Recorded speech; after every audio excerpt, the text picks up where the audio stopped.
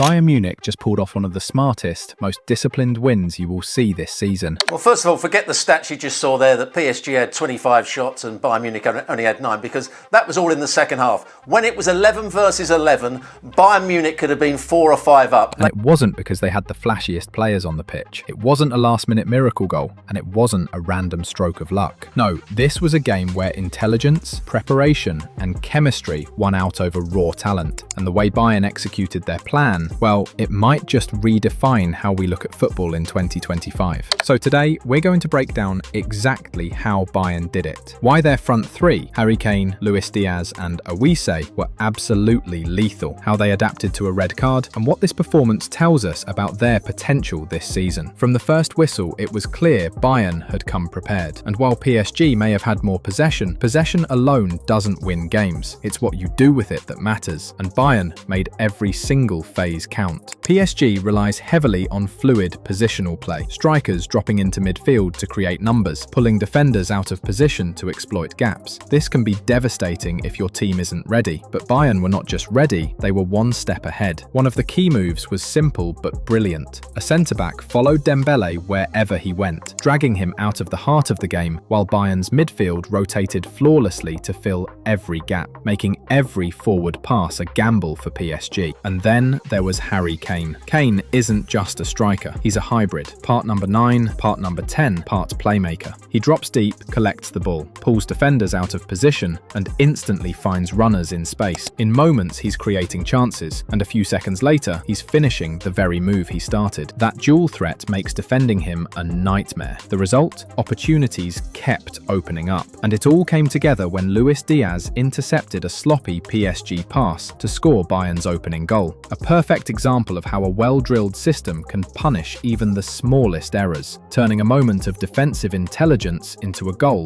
that changed the game's momentum. And Bayern, week in and week out, they don't get the opportunity to play against teams that are better than them. They're the best team. They're the bullies. And tactics alone don't win games. You also need players who can execute with precision, intelligence, and timing. And that's where Bayern's front three comes in. Harry Kane. This isn't just about goals. Kane drops deep to link play, pulls defenders out of position, and creates space for Diaz on the left, Oise on the right. He's as much a creator as he is a finisher. Every move he makes is a decision that forces defenders to react, often incorrectly. Luis Diaz on the left brings something completely different. Pace, chaos, unpredictability. He stretches the defense, constantly running channels, forcing defenders to either overcommit or give him space. Either way, it creates danger. And he doesn't switch off defensively. He presses, tracks back, and recovers balls, helping Bayern regain control and set up the next attack. On the right, Oise brings elegance, control, and creativity. He drifts into half spaces, links Kane and Diaz, and reads the game at a level that turns Bayern's attack into a machine. The front three complement each other perfectly. Kane orchestrates, Diaz stretches, Oise controls. Every defense has to make impossible decisions, and that's why Bayern's attack is so deadly. Then came the moment that could have broken Bayern. It'll be a sending off for Luis Diaz from 2 goals to a red card.